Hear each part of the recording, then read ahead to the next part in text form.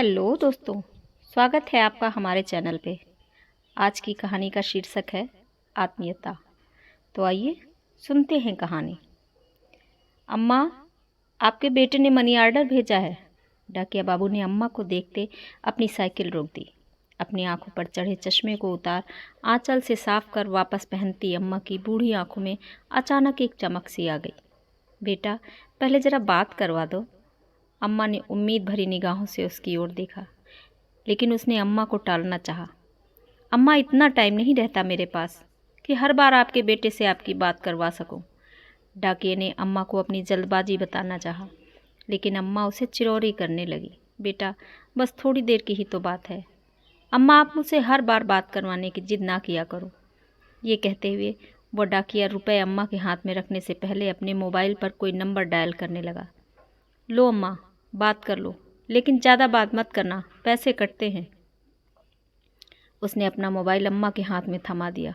उसके हाथ से मोबाइल ले फ़ोन पर बेटे से हाल चाल लेती अम्मा मिनट भर बात कर ही संतुष्ट हो गई। उनके झुर्रीदार चेहरे पर मुस्कान छा गई।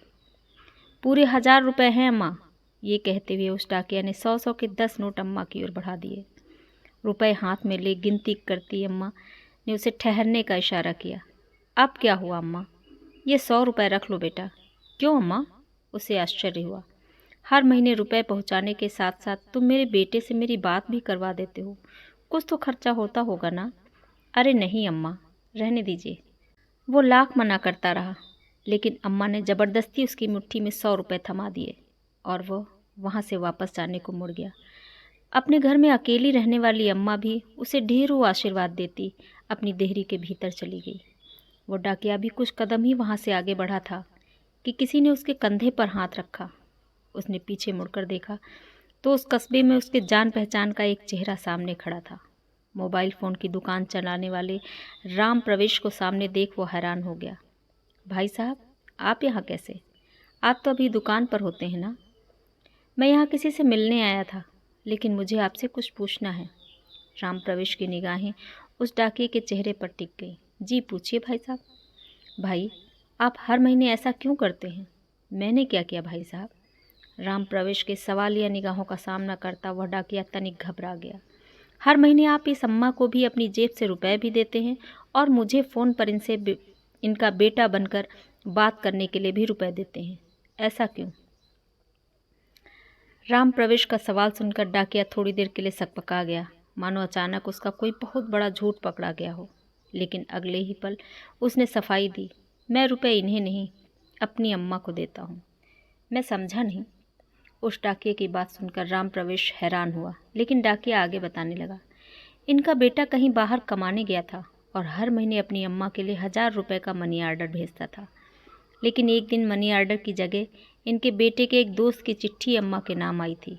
उस डाकिये की बात सुनते राम प्रवेश को जिज्ञासा हुई। कैसी चिट्ठी? क्या लिखा था उस चिट्ठी में? संक्रमण की वजह से उनके बेटे की जान चली गई, अब वो नहीं रहा। फिर क्या हुआ भाई? राम प्रवेश की जिज्ञासा दुगनी हो गई, लेकिन डाकिये ने अपनी बात पूरी की। हर महीने चंद रुपयों का इंतज़ार और बेटे की कुशलता की उम्मीद करने वाली इस अम्मा को ये बताने को मेरी हिम्मत नहीं हुई। मैं हर महीने अपनी तरफ से इनका मनी ऑर्डर ले आता हूँ, लेकिन ये तो आपकी अम्मा नहीं है ना? मैं भी हर महीने 1000 रुपये भेजता था अपनी अम्मा को, लेकिन अब मेरी अम्मा भी नहीं रही। ये कहते हुए उस डाकिया की आंखें भर आईं। हर महीने उससे रुपए ले अम्मा से उनका बेटा बनकर बात करने वाला राम प्रवेश उस डाकिया का एक अजनबी अम्मा के प्रति आत्मिक स्नेह देख निःशब्द रह गया। तो ये थी हमारी आज की कहानी। अगर पसंद आए तो प्लीज़ कहानी को लाइक करें और चैनल को सब्सक्राइब ज़रूर कर लें। धन्यवाद।